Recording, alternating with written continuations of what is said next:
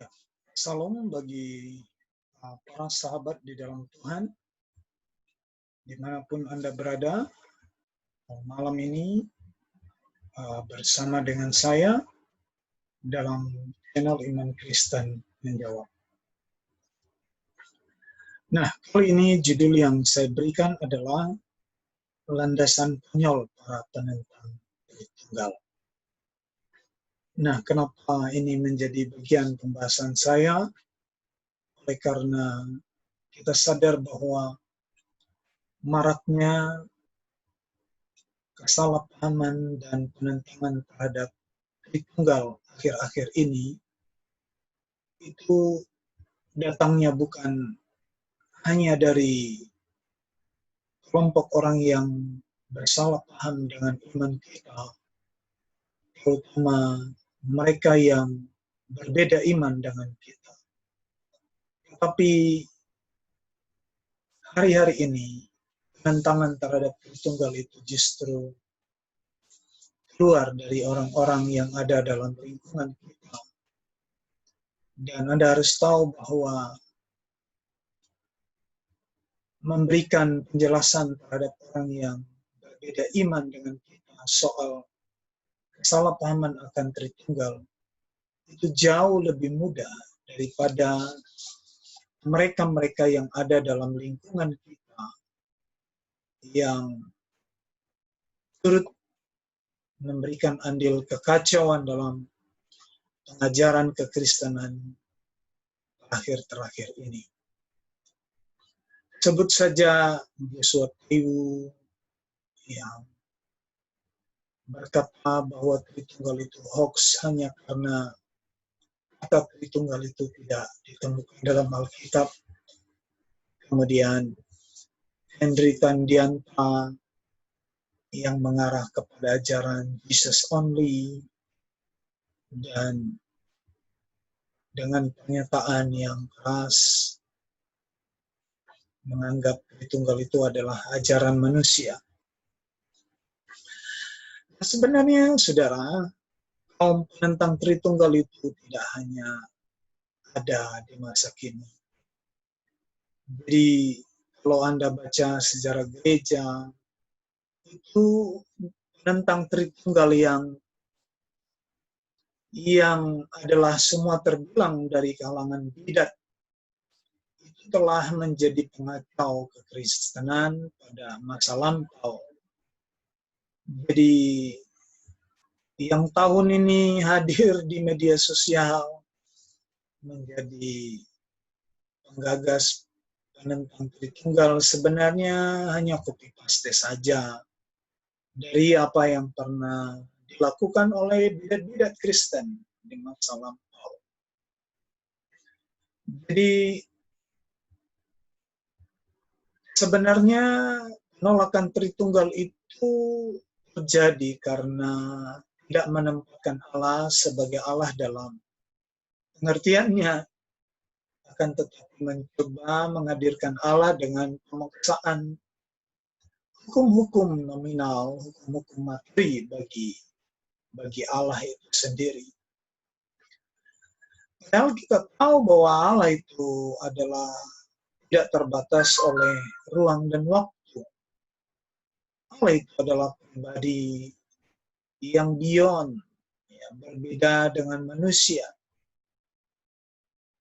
Sehingga Allah tidak bisa diperlakukan dalam hukum-hukum material seperti manusia.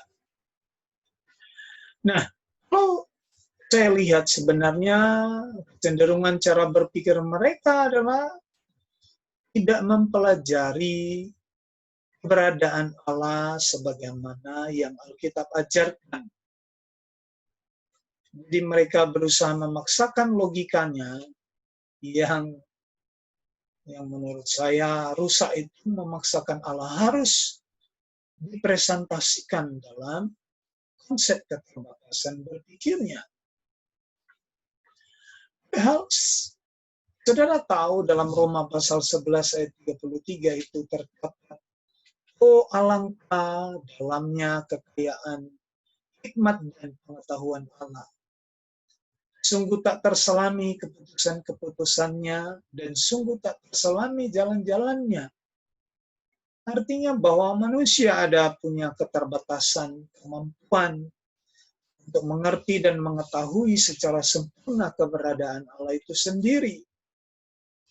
Artinya manusia sangat terbatas untuk mengenal Allah secara sempurna, kecuali sebatas apa yang telah perkenalkan tentang dirinya lewat Alkitab.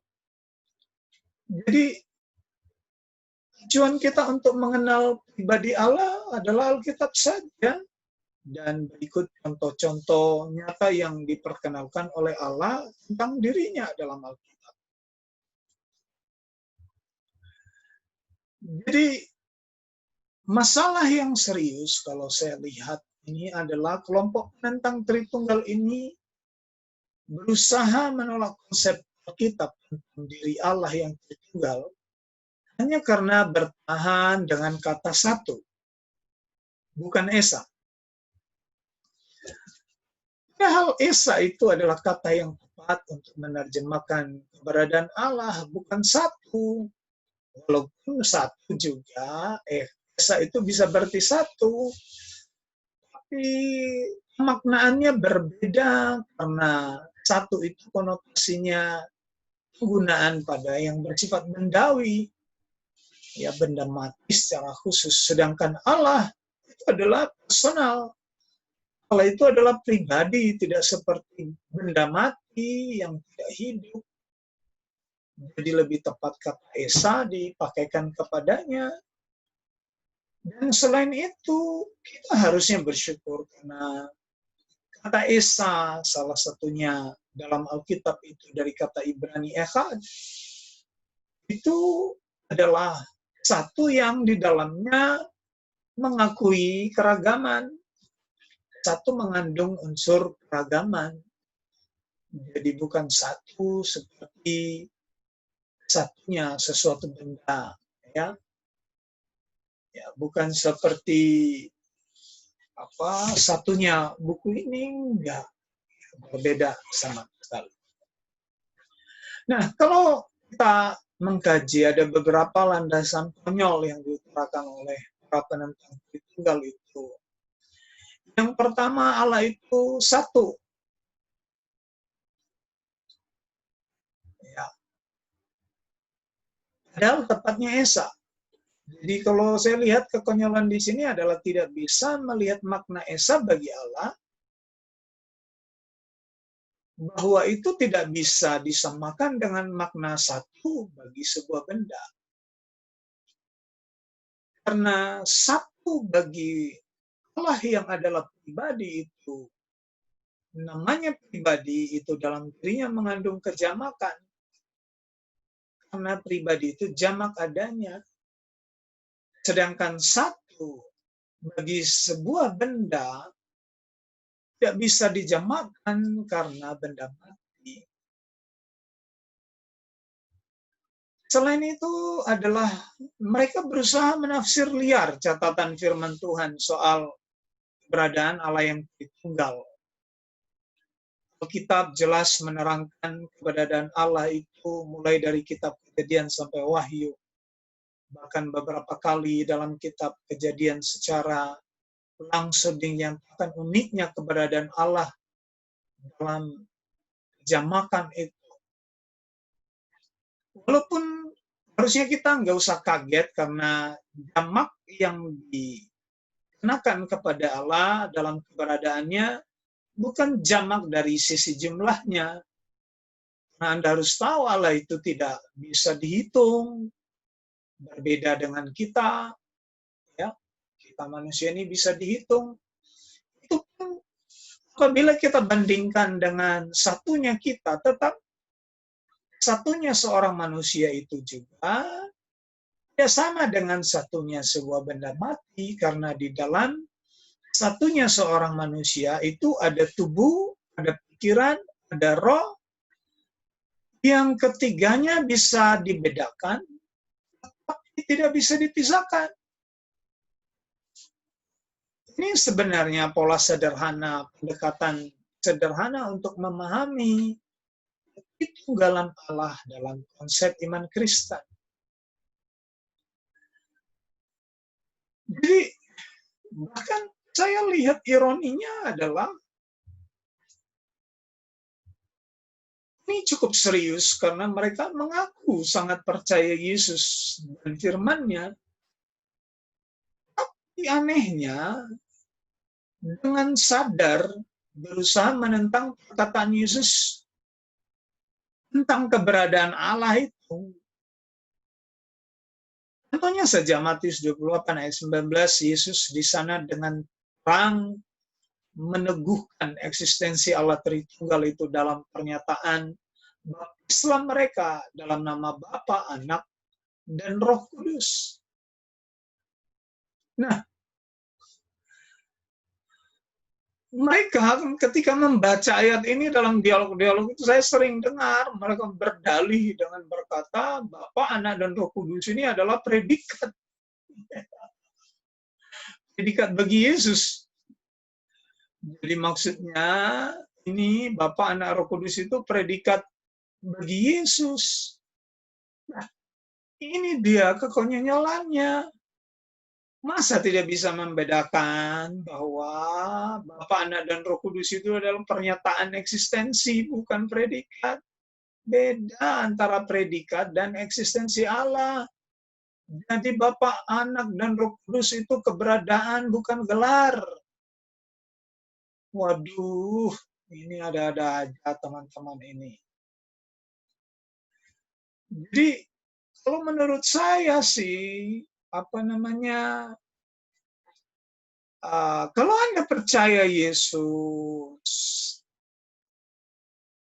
Anda menyerahkan hidup Anda kepada Yesus, harusnya Anda percaya pada apa yang difirmankannya. Jangan pula mencari arti liar dari pernyataan Yesus itu sendiri. Ya. Bahkan kekonyolan yang lain yang menurut saya ini adalah konyol banget itu, yaitu antipati terhadap bapak-bapak gereja. Sering sekali dalam dialog menganggap bahwa kekristenan yang berdasar atas konsep Tritunggal itu dianggap sebagai pengikut-pengikut Tertullianus dan yang lain-lainnya. Nah, seolah-olah apabila kalau mengutip pernyataan para bapak gereja itu kayaknya kita dituduh sedang meyakini filsafat kosong. Nah, ini lagi kekonyolan yang memalukan ya. Oleh karena tidak paham betul siapa itu yang disebut bapak-bapak gereja. Akhirnya bapak-bapak gereja itu adalah setara dengan para pendeta di zaman ini seperti Joshua Teu dan Henry Tandianta. Bukan ya. Itu salah besar. Jadi Anda harus mengerti siapa mereka. Ya, bapak-bapak gereja dalam kutipan sejarah perkembangan ajaran Kristen. Itu mereka itu bukan rohaniawan kaleng-kaleng seperti akhir zaman ini. Jadi para bapak-bapak gereja itu adalah pewaris ajaran-ajaran rasulia. Mereka adalah penerus dari ajaran-ajaran para rasul.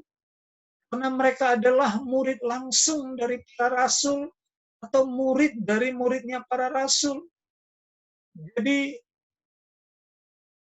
walaupun istilah Bapak Gereja sering dikenakan kepada filsuf-filsuf agama Kristen, tapi dalam konteks ajaran-ajaran pokok Kristen, ketika dihubungkan dengan Bapak-Bapak Gereja, maka Bapak-Bapak Gereja dimaksud adalah mereka-mereka yang menjadi penerus ajaran para gurunya yang adalah rasul-rasul. Mereka punya hubungan yang kuat dengan para rasul. Artinya, mereka tidak akan mungkin mengajarkan sesuatu yang menyimpang dari apa yang pernah gurunya ajarkan. Kecuali beberapa penentang Tritunggal hari ini. Tadi pemimpin rohani ajari dia soal Tritunggal, sekarang malah menjadi penentang Tritunggal. Ya, jadi tidak ada yang salah ketika ajaran pokok iman Kristen itu juga mencoba merujuk pada penekanan-penekanan oleh tulisan-tulisan bapak-bapak gereja, karena ini seperti benang merah yang sifatnya berkelanjutan, di mana ada hal-hal tertentu yang secara verbal mereka dengar dari para rasul, dan itu dituangkan dalam pokok-pokok iman Kristen yang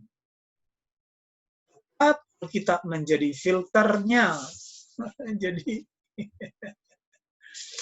Jadi jangan antipati dengan Bapak Gereja. Kita bersyukur mereka menjadi murid-murid para rasul, sehingga setelah para rasul meninggal mereka meneruskan ajaran itu. Jadi saya kira sudah terlalu berlebihan kalau Anda itu merendahkan para bapak-bapak gereja. Seharusnya sikap kita menghormati para bapak gereja seperti kita menghormati para rasul-rasul Kristus. Karena sebut saja Polikarpus yang adalah muridnya Rasul Yohanes, pasti Polikarpus itu akan mengajarkan apa yang Rasul Yohanes ajarkan, dan mungkin keluar, apalagi kalau menentang. Nggak mungkin, karena waktu itu Rasul itu punya murid yang banyak. Jadi bukan hanya satu orang muridnya. Jadi kalau ada satu murid yang mengajarkan berbeda dengan guru mereka, itu akan langsung dikonter oleh murid yang lain. Jadi begitulah, sedemikianlah bagaimana pengajaran Kristen turun-temurun itu terjaga, karena diawasi oleh para rasul, para murid-muridnya para rasul. Ya, ada Irenaeus, ada Clement dari Alexandria. Jadi harus bisa membedakan bapak-bapak gereja yang adalah filsuf-filsuf, tapi bapak-bapak gereja berbeda dengan yang adalah mereka penerus ajaran para rasul. Jadi untuk para penentang Tritunggal, Anda harus tahu bahwa pokok-pokok iman Kristen itu tidak tiba-tiba turun dari langit, tapi diajarkan secara turun-temurun dari para rasul sampai kepada murid-muridnya. Dan mereka disebut sebagai bapak-bapak gereja, dan ajarannya itu kemurnian adalah semboyannya, karena apa yang mereka tuturkan itu bergantung kuat pada Alkitab dan apa yang diajarkan oleh para rasul secara verbal kepada mereka masing-masing. Jadi sebenarnya dugaan saya adalah penentang Tritunggal ini dikuasai oleh kesalahpahaman soal Tritunggal. Pikirnya kekristenan itu mengajarkan Tritunggal yang sah, ya, Tritunggal yang triteisme tidak. Ya, kekristenan tidak pernah mengajarkan tiga Allah, nggak ada itu. Adapun istilah yang dipakai berbeda tetap sama. Gereja itu percaya Allah itu Esa. Allah itu Esa. Jadi Tritunggal adalah ajaran Alkitab sejati. Ini bukan sekedar dogma, tetapi ini adalah ajaran Alkitab yang konsisten. Jadi bukan doktrin yang liar yang dipaksakan untuk dipercaya, tetapi ini keluar dari apa yang Alkitab ajarkan.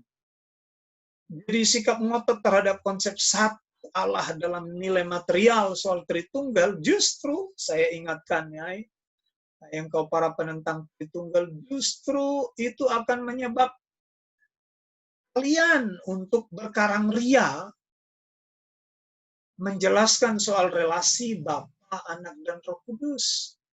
Dan akan terjebak dengan karangan-karangan menjelaskan relasi ketiga unsur ini, Bapa, Anak, dan Roh Kudus. Jadi udahlah, berhenti, kembali kepada ajaran yang benar. Ajaran Tritunggal itu sudah diturunkan turun-temurun oleh mereka-mereka yang bertanggung jawab, yang berkapasitas, berbeda dengan kita yang hari ini sok punya kapasitas, kita tak punya kapasitas. Harusnya apa yang ada engkau syukuri, ya. Jadi itu sudah clear di masa lampau ya, itu sudah clear dalam sejarah gereja. Jadi kesulitan memahami unsur Esa pada Bapa, Anak, dan Roh Kudus adalah karena sulit melihat keberadaan Allah itu yang tidak terbatas oleh ruang dan waktu. Mereka masih dibayang-bayangin oleh pandangan pribadi pada konsep material. Ya, padahal sesungguhnya Allah itu tidak bisa terpisah pada keberadaannya, sekaligus dapat dibedakan pada eksistensinya. Jadi saudara-saudaraku terkasih dalam Tuhan, mari kita syukuri apa yang menjadi tindakan inisiatif Allah memperkenalkan keberadaannya dalam sesuatu yang unik yang kita bisa pahami dengan penekanan analogi diri kita sendiri yang adalah manusia sebagai pribadi. Ada tubuh, ada pikiran, ada roh. Tubuh tidak bisa dipisahkan dari pikiran. Tubuh tidak bisa dipisahkan dari rohnya, tetapi bisa dibedakan. Maka harus ini Anda garis bawahi, Tritunggal itu bukan menghitung Tuhan, tapi Tritunggal itu mencerdaskan kita untuk mengerti bagaimana wujud keberadaan Allah itu. Jadi, ya saya mau bilang bagaimana ya penentang Tritunggal, coba buka pikiran bahwa sekalipun Bapa, Anak, dan Roh Kudus itu bisa dibedakan, tetapi tidak ada satu sekat yang bisa memisahkan mereka. Dan di sanalah peranan penjelasan Tritunggal itu sangat tepat untuk bisa kita memahami relasi Bapa, Anak, dan Roh Kudus. Jadi bagi kita semua, semoga ini mencerdaskan, selamat bertumbuh, dan bentengi dirimu dari ajaran-ajaran yang sesat. Karena kesesatan hari-hari ini semakin merajalela. Shalom. Tuhan Yesus memberkati.